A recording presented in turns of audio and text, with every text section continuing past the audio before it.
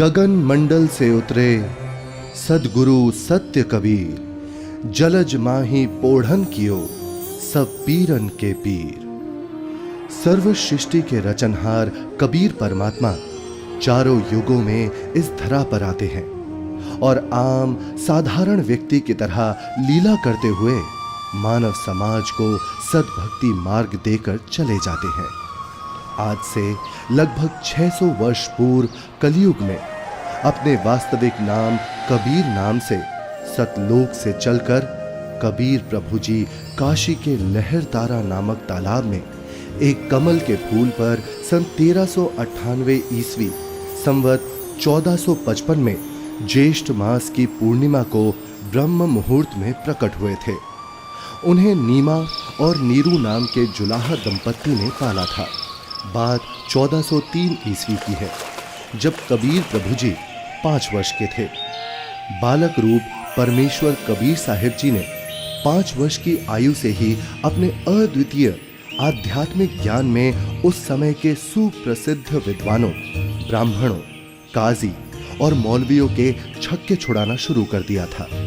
उन्हीं में से एक लीला है परमेश्वर कबीर जी द्वारा 104 वर्षीय काशी के सुप्रसिद्ध ब्राह्मण स्वामी रामानंद जी को गुरु धारण करने और उनको अपने अनमोल सत्य ज्ञान का उपदेश प्रदान करने की। रामानंद स्वामी जी रोज ब्रह्म मुहूर्त में गंगा घाट पर नहाने जाते थे। एक दिन ऐसे ही जब वो नहाने गए, जैसे ही स्वामी रामानंद चलकर नदी के किनारे सीढ़ियों से उतरने लगे, स्वामी रामानंद जी के पैर के खड़ाऊ कबीर प्रभु के सर पर लगते हैं। बालक कबीर जोर जोर से रोने लगे। रामानंद जी के चेहरे के भाव बदलकर चिंता वाले हो गए। वो नीचे की तरफ झुके।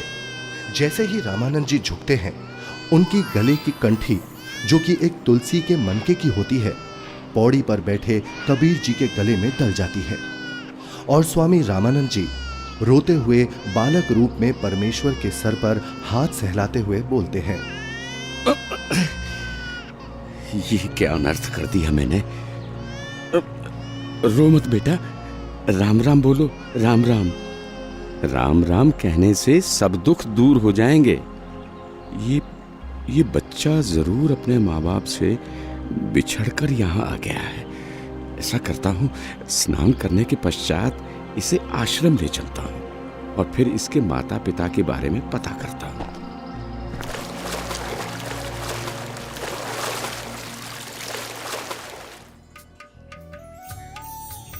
स्वामी रामानंद जी वैष्णव धर्म का प्रचार प्रसार भी खूब किया करते थे, जिसके लिए उन्होंने 1400 ऋषि शिष्य भी प्रचारक रूप में बना रखे थे। स्वामी जी के उन्हीं शिष्यों में से एक थे ऋषि विवेकानंद जी, जो कि बहुत ही अच्छे प्रवचनकर्ता रूप में प्रसिद्ध थे, जिनको स्वामी जी द्वारा काशी शहर के एक क्षेत्र का उपदेशक भी नियुक्त किया हुआ था। प्रतिदिन की तरह ही एक दिन जब ऋषि विवेकानंद जी शाम के समय विष्णु पुराण से कथा सुना रहे थे। श्री हरि विष्णु जी ही सभी के रक्षक व पूर्ण परमात्मा है। उन्होंने ही राम जी और कृष्ण जी के रूप में जन्म लिया है। वास्तव में भगवान विष्णु ही अजन्मे हैं, अविनाशी हैं। श्री हरि विष्णु भगवान की जय। श्री हरि विष्णु भगवान की जय। श्री हरि विष्णु भगवान की जय। वेद पढ़े पर भेद न जाने, बाँचे पुराण 18। पत्थर की पूजा करे, भूले सृजनहारा।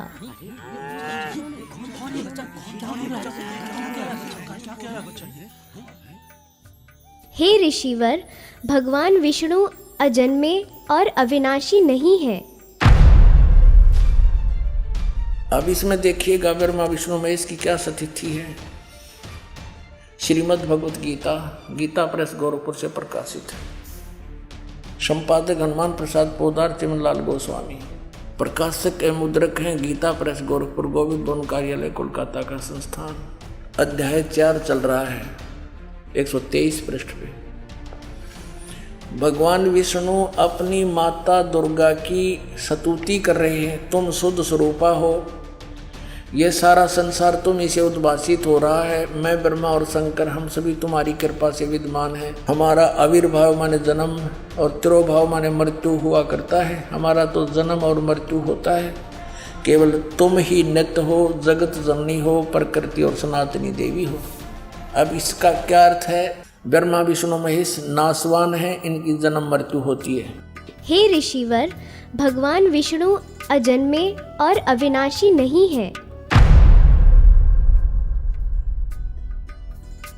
शिव पुराण में लिखा है कि निराकार परमात्मा आकार में आया, वे सदा शिव काल रूपी ब्रह्म कहलाया। उसने अपने अंदर से एक स्त्री प्रकट की जो प्रकृति देवी, अष्टांगी, त्रिदेव जननी, शिवा आदि नामों से जानी जाती है।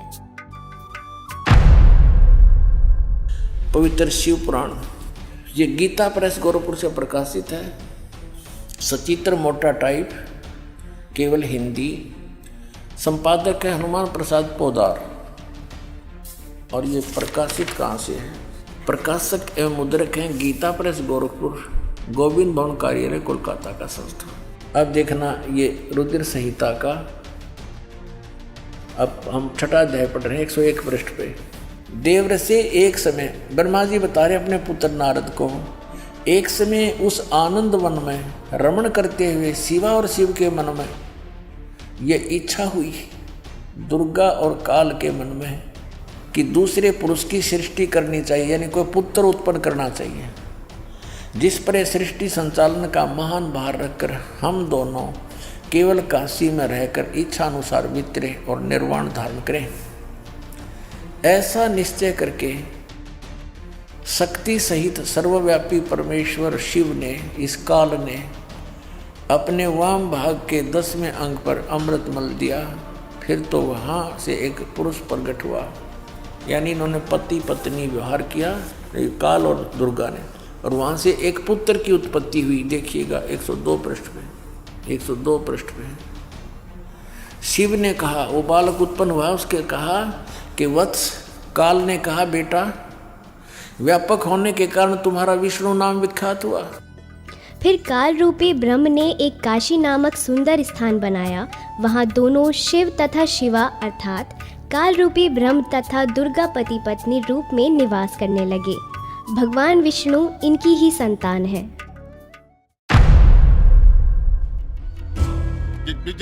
ये सब झूठ बोल रहा है। और ये सब छोड़, तू ये बता तू कौन है, किस जाति का है, गुरु कौन है तेरा? ये तो जुलाहा है, नीमा नीरू का पुत्र है। हे ब्राह्मण, मेरे गुरु भी वही है जो आपके गुरु हैं। अच्छा, तुझे पता भी है मेरे गुरुदेव कौन है? मेरे गुरुदेव स्वामी श्री श्री 1008 स्वामी रामानंद जी महाराज हैं। जी पंडित जी, मेरे गुरुजी भी स्वामी रामानंद जी ही हैं। झूठ, सरासर झूठ। देखो भाइयों, ये जुलाहा सरेआम झूठ बोल रहा है। मेरे गुरुजी तेरे जैसे अछूत के दर्शन भी नहीं करते। शिष्य बनाना तो बहुत दूर की बात है। कल सुबह तुझे गुरुजी के समक्ष पेश करूंगा। दूध का दूध, पानी का पानी हो जाएगा। गुरुदेव तुम्हें स्वयं दंड देंगे। मेरे गुरु का नाम मिट्टी में मिलाता है। तुम भी आना भाइयों, देखना अपनी आंखों से। इस कबीर जुलाहे का झूठ कल सबके सामने आ जाएगा। हाँ, हम सब आएंगे, हम सब आएंगे, हम सब आएंगे।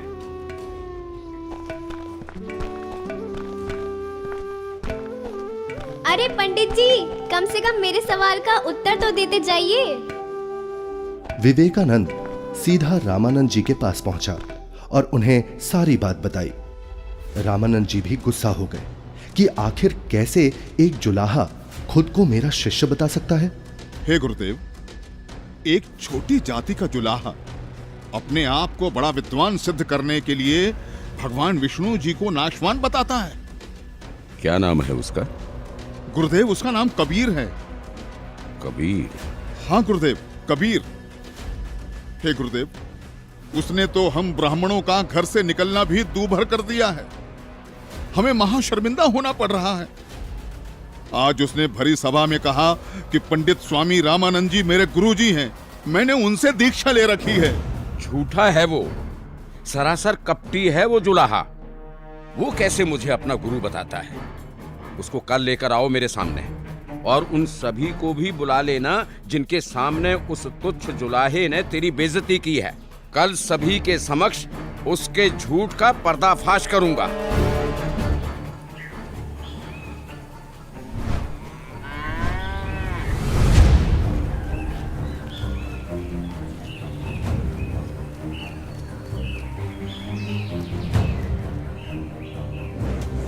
नीरू जुलाहे का घर कहाँ है?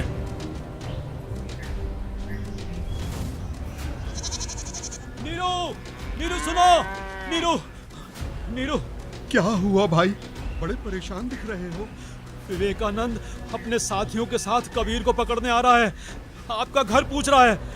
हाँ, लगता है कबीर ने इनको कुछ कहा है। उसे समझाओ, इनसे पंगा ना ले। क्या? कौन आ रहा है? हमें हमारे कबीर के लिए कौन आ रहा है? कौन पकड़ेगा? नीमा और नीरू डर जाते हैं और कबीर को झोपड़ी के पीछे ले जाकर कंबल से उड़ाकर छुपा देते हैं। तभी विवेकानंद वहां पहुंच जाता है। कहाँ है वो दंड वाला कबीर? कल उसने भरी सभा में मेरे गुरुदेव का अपमान किया है। आज सबके सामने गुरुजी उसकी पिटाई करेंगे। हे ब्राह्मण जी, क्या बात है? इतना क्रोधित मत होइए। हमारा कबीर किसी का अपमान कर ही नहीं सकता। न जाने क्यों आप हमारे कबीर के पीछे पड़े हैं। मेरा कबीर यहाँ नहीं है। अच्छा, अभी पता चल जाएगा। तोड़ डालो इसकी झोपड़ी को और ढूंढ कर निकालो उस अधर्मी कबीर को। रुक जाइए, हम हाथ जोड़ते हैं। हमारे कबीर में कुछ नहीं। घर में घुसकर विवेकानंद और उसके शिष्य तोड़ फोड़ करने लगते हैं तो कबीर प्रभु जी से नहीं रहा जाता। वो सामने आ जाते हैं। मत छोड़ो यहाँ, सब कुछ तोड़ फोड़ दो, सब कुछ। ये विवेकानंद ब्राह्मण, मैं यहाँ हूँ झोपड़ी के पीछे। झोपड़ी के पीछे पकड़ो उसे। पकड़ो। विवेकानंद उन्हें बंदी बना लेता है। फिर जब नीमा और नीरू कबीर प्रभु को बचाने की कोशिश करते हैं तो विवेकानंद उन्हें धक्का मारता है और हिंसा करते हुए कबीर प्रभु को रामानंद जी के पास ले जाता है। विवेकानंद और साथ आए शिष्य बालक को छुड़ाने के लिए बीच में आए नीरू और नीमा के ऊपर भी हाथ उठाते हैं।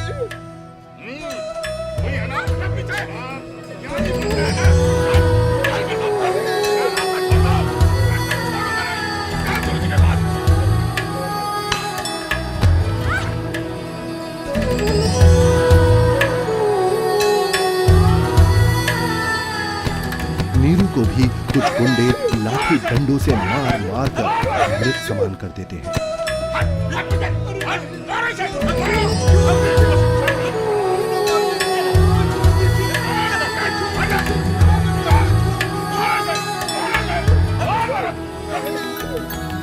साच कहू जग मार ही, या झूठ कही ना जाई हो। साच न पूरा पावते, ये झूठे जगपति आई हो। एक तरफ विवेकानंद कबीर प्रभु जी को पकड़कर रामानंद जी के पास ला रहा था और दूसरी तरफ रामानंद जी ने अपनी कुटिया के बाहर एक बड़ा सा पर्दा लगवा दिया जिससे रामानंद जी की नजर शूद्र पर ना पड़े। हे स्वामी, आपके आदेश के अनुसार पर्दा लगवा दिया है जिससे कबीर की नजर आप पर ना पड़े। कबीर को इस पर्दे के पीछे ही खड़ा किया है। मारो इसे, इसने हमारे गुरुदेव का अपमान किया है। मारो, हमारे ईश्वर की निंदा की है इसने। मारो इसको, मारो इसे, मारो। शांत शांत शांत। आप सभी शांत रहें। गुरुजी खुद ही इस अधर्मी को सजा देंगे। कौन है तू जुलाहे? मैं सतलोक का निवासी हूँ, अजन्मा अविनाशी हूँ, पूर्ण ब्रह्म परमेश्वर हूँ। मेरा नाम कबीर देव है। ये सृष्टि मुझ पर ही आश्रित है। तू हाड़ मांस का बना मुसलमान के टुकड़ों पर पलने वाला नीच जुलाहा जाति का बालक है। तू खुद को परमात्मा कहता है। सत्य यही है कि मैं ही सर्वशक्तिमान परमेश्वर हूँ और आप ही मेरे गुरुजी हैं। आप मुझे अपशब्द कह रहे हैं तो भी मुझे आनंद आ रहा है गुरुदेव। तू ऐसे नहीं मानेगा ना जुलाहे। तू थोड़ी देर प्रतीक्षा कर, मैं पहले पूजा कर लेता हूँ, फिर तुझे देखूंगा।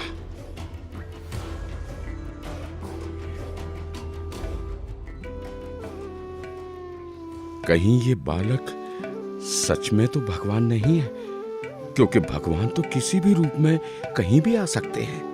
कहीं मुझसे कोई गलती ना हो जाए। अपनी पूजा साधना के बाद सोच समझ के बात करूंगा। 104 वर्ष के रामानंद, जो कि सालों से ध्यान कर रहे थे, वो ध्यान करते हुए ही ध्यान में ही भगवान की काल्पनिक छवि बनाते और उनकी पूजा करते। लेकिन उस दिन ध्यान में कुछ अलग हुआ। स्वामी जी कल्पना में खड़े होते हैं और श्रद्धा से नंगे पैरों जाकर गंगा से जल लेकर आए और ठाकुर जी के वस्त्र उतारे, फिर स्नान करवाया तथा नए वस्त्र पहना दिए, तिलक लगाया और भगवान के सर पर मुकुट रख दिया। तब पास में रखी कंठी पर ध्यान गया और कल्पना में ही बोले, हे भगवान, आज तो कंठी डालना ही भूल गया। फिर कंठी उठाकर मुकुट के ऊपर से डालने लगे, लेकिन माला मुकुट में फंस गई। अब स्वामी जी चिंतित हो गए और कल्पना में ही सोच रहे हैं, हे भगवान, आज ये आपके दास के साथ क्या बनी? यदि कंठी नहीं डाली तो पूजा अधूरी रह जाएगी, और अब यदि मुकुट उतार दिया तो पूजा खंडित हो जाएगी। आज से पहले ऐसी गलती कभी नहीं बनी थी। हे प्रभु, आज क्या गलती बन गई मुझ पापी से? आज का तो मेरा सारा दिन ही व्यर्थ गया। जब स्वामी जी मन ही मन में व्याकुल हो रहे थे और अपने आप को कोस रहे थे, तब परमेश्वर कबीर साहिब जी पर्दे के पीछे से बोले, हे स्वामी जी, चिंता मत कीजिए, इस माला की गांठ खोल दीजिए और फिर ठाकुर जी के गले में डालकर इस माला को बांध दीजिए, फिर आपको मुकुट उतारना नहीं पड़ेगा। स्वामी रामानंद जी ने जब कबीर साहिब जी की पर्दे के पीछे से आवाज सुनी तो उन्हें एकदम झटका सा लगा। वो एकदम आंखें खोलकर चौंक जाते हैं और मन ही मन विचार करते हैं कि हे भगवान, ये क्या? यहाँ ना तो कोई मूर्ति है और ना कोई माला। मैं तो काल्पनिक पूजा कर रहा था और मेरे मन में चल रही इस काल्पनिक क्रिया को इस बालक ने कैसे जान लिया? ये कोई साधारण बालक नहीं हो सकता। मेरे इस भजन क्रिया को तो केवल भगवान ही जान सकता है। ये तो साक्षात भगवान है। आपने तो मेरे मन की बात बता दी। आप तो स्वयं भगवान आए हो। आप कोई साधारण बालक नहीं हो। हाँ, आप कोई साधारण बालक नहीं हो। फिर स्वामी जी को महसूस हुआ कि बालक कबीर के शरीर में कहीं हड्डियां तो महसूस हो ही नहीं रही। तभी वो बालक कबीर को सीने से हटाकर उनके हाथ पैर यानी शरीर को दबा दबा कर देखने लगे। हे भगवान, आपका शरीर तो बहुत कोमल है, जैसे रुई हो। आपके शरीर की तुलना में मेरा तो पत्थर जैसा शरीर है।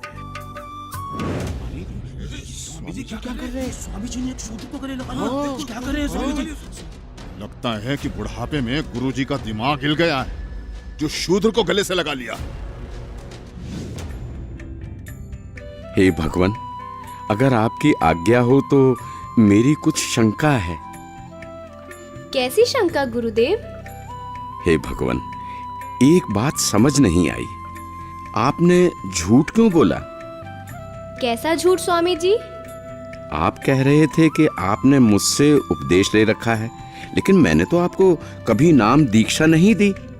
स्वामी जी, याद कीजिए, एक समय आप पंचगंगा घाट पर स्नान करने के लिए गए थे। मैं वहाँ पौड़ियों पर लेटा हुआ था। आपके पैरों की खड़ाऊ मेरे सिर पर लगी थी और मैं पीड़ा के कारण रो रहा था। तब आपने मेरे सिर पर हाथ रखा और कहा कि बेटा राम राम बोलो। तो स्वामी जी, आप मेरे गुरु बन गए और मैं आपका शिष्य। मेरा तो उद्देश्य ही वहां पर आपसे दीक्षा लेना था। हाँ, अब याद आया। परंतु वो तो बहुत छोटा बच्चा था। वो देखिए स्वामी जी, क्या मैं ऐसा था? स्वामी जी ने जिधर बालक कबीर जी इशारा कर रहे थे, उधर 2.5 वर्ष के उसी बालक को चारपाई पर लेटा देख चौंक जाते हैं और बार बार कभी 5 वर्ष के रूप में खड़े परमात्मा को देखते हैं तो कभी 2.5 वर्ष वाले रूप को। फिर आंखें मल मल कर देखते हैं कि कहीं आंखें धोखा तो नहीं खा रही। इतने में 2.5 वर्ष वाला बालक चारपाई से हवा में उड़ा और 5 वर्षीय बालक के रूप में खड़े कबीर साहिब जी में समा गया और 5 वर्ष वाले बालक के रूप में कबीर साहिब जी वहीं खड़े हैं। मेरा संशय मिट गया। आप ही पूर्ण ब्रह्म हैं, हे परमेश्वर। आपको हम कैसे पहचानें? आप किस जाति में उत्पन्न तथा कैसी वेशभूषा में खड़े हैं? कैसे एक छोटे से बालक के रूप में धोती कुर्ता पहने जुलाहा जाति शूद्र वर्ण में उत्पन्न हुए हैं दाता? हे मालिक, हम तुच्छ बुद्धि जीव आपको कैसे पहचाने? अपने इस अनजान बालक की गलती क्षमा करना प्रभु। ऐसा मत कहिए स्वामी जी, आप मेरे गुरुदेव हैं और मैं आपका शिष्य। नहीं भगवान, मैंने आपको पहचान लिया है। भगवान, आपके बच्चे की कुछ और शंकाएं हैं जिनका निवारण चाहता हूँ, यदि आपकी आज्ञा हो तो। हाँ स्वामी जी, बोलो, आपकी क्या शंकाएं हैं? हे कबीर देव, मैं अपने शिष्यों को राम नाम जाप करने को नहीं देता। यदि आपने मुझसे दीक्षा ली है तो आप मुझे वो मंत्र बताइए जो मैं अपने शिष्यों को देता हूँ। स्वामी जी, आप ओम नाम जाप करने को देते हो। आपने जो मंत्र बताया ये तो सही है, लेकिन एक शंका और है, कृपया उसका भी समाधान कीजिए। पूछिए गुरुदेव जी। मैं जिसे शिष्य बनाता हूँ उसे एक चिन्ह देता हूँ, वो आपके पास नहीं है। हे गुरुदेव, आप एक तुलसी की कंठी माला देते हो गले में पहनने के लिए। ये देखो गुरुदेव, उस दिन पंचगंगा घाट पर आपने ही तो अपने गले से निकालकर ये कंठी मेरे गले में पहनाई थी। ये सारी लीलाएं देखकर वह बालक रूप में खड़े कबीर परमात्मा की बातें सुनकर स्वामी रामानंद जी समझ गए कि ये कोई साधारण बालक नहीं है। उसके बाद कबीर परमात्मा ने स्वामी रामानंद जी को अपने उसी 5 वर्ष के बालक के रूप में अपने साथ यमलोक, स्वर्गलोक, विष्णुलोक, शिवलोक और फिर अंत में सतलोक में ले जाते हैं। ये सतलोक है। सतलोक में नूरी आत्माएं घूमती हुई, सफेद वृक्ष, सफेद फल, फूल, महल, दूधों की नदियां दिखती हैं, हीरे मोतियों के चमकीले पहाड़, सफेद वस्त्रों में मोतियों की माला पहने आत्माएं सतलोक में घूमती हुई। फिर वो दोनों एक बड़े से गुंबदनुमा महल के अंदर सतलोक में भगवान के पास पहुंच जाते हैं। सतलोक में पूर्ण परमात्मा कबीर जी एक गुंबद में एक ऊंचे सिंहासन पर विराजमान दिखते हैं। दोनों उस सिंहासन पर बैठे परमात्मा को प्रणाम करते हैं। अब बालक रूपधारी कबीर देव उस सिंहासन के पास जाते हैं और सिंहासन पर बैठे अपने अन्य रूप पर चवर करते हैं। ऐसा देखकर रामानंद जी सोचते हैं, इसका मतलब कबीर देव जी इस सिंहासन पर बैठे सच्चे परमात्मा के सेवक हैं। तभी सिंहासन पर विराजमान तेजोमय परमात्मा सिंहासन से उठकर खड़े हो गए और कबीर देव जी के सामने हाथ जोड़कर कबीर देव जी को बैठने का आग्रह करने लगे। बालक रूप में कबीर परमात्मा सिंहासन पर बैठ गए और पहले सिंहासन पर बैठे परमात्मा बालक कबीर को चवर करने लगे। रामानंद जी प्रभु के सामने हाथ जोड़कर खड़े रहे। तभी फिर तेजोमय परमात्मा एक प्रकाश पुंज में बदल गया और फिर वो उस बालक कबीर जी के शरीर में समा गया। अब बालक कबीर जी का शरीर भी उतना ही तेजोमय हो गया जितना कि पहले सिंहासन पर बैठे परमात्मा का था।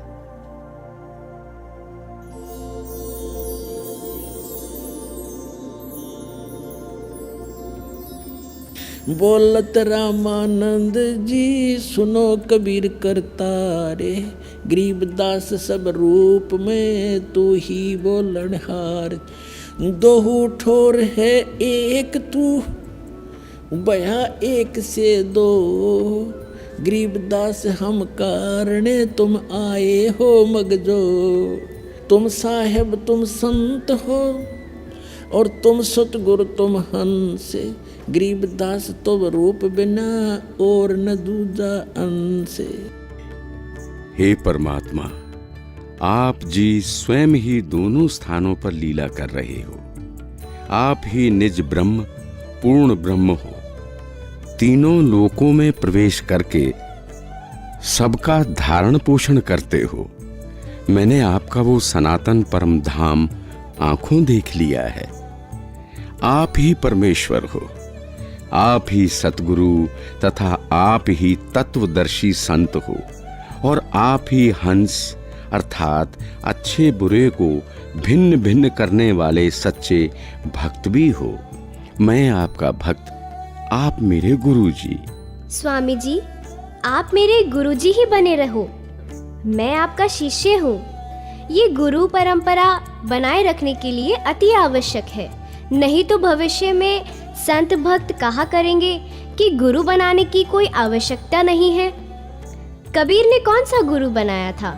इसलिए स्वामी जी, संसार की दृष्टि में आप मेरे गुरुजी की भूमिका कीजिए तथा वास्तव में जो साधना की विधि मैं बताऊं, आप वैसे भक्ति कीजिए। ठीक है परमात्मा, जैसी आपकी आज्ञा। इस प्रकार परमेश्वर कबीर जी ने 5 वर्ष की आयु में ही 104 वर्ष के ब्राह्मण को तत्व ज्ञान से परिचित कराया, और गुरु परंपरा को बनाए रखने के लिए कबीर साहेब जी ने स्वामी रामानंद जी को अपना गुरु बनाया। यह अनमोल ज्ञान जगत गुरु तत्वदर्शी संत रामपाल जी महाराज के सत्संग प्रवचनों से संग्रह किया गया है। संपूर्ण आध्यात्मिक ज्ञान प्राप्त करने के लिए अवश्य सुनिए जगत गुरु तत्वदर्शी संत रामपाल जी महाराज जी मंगल प्रवचन।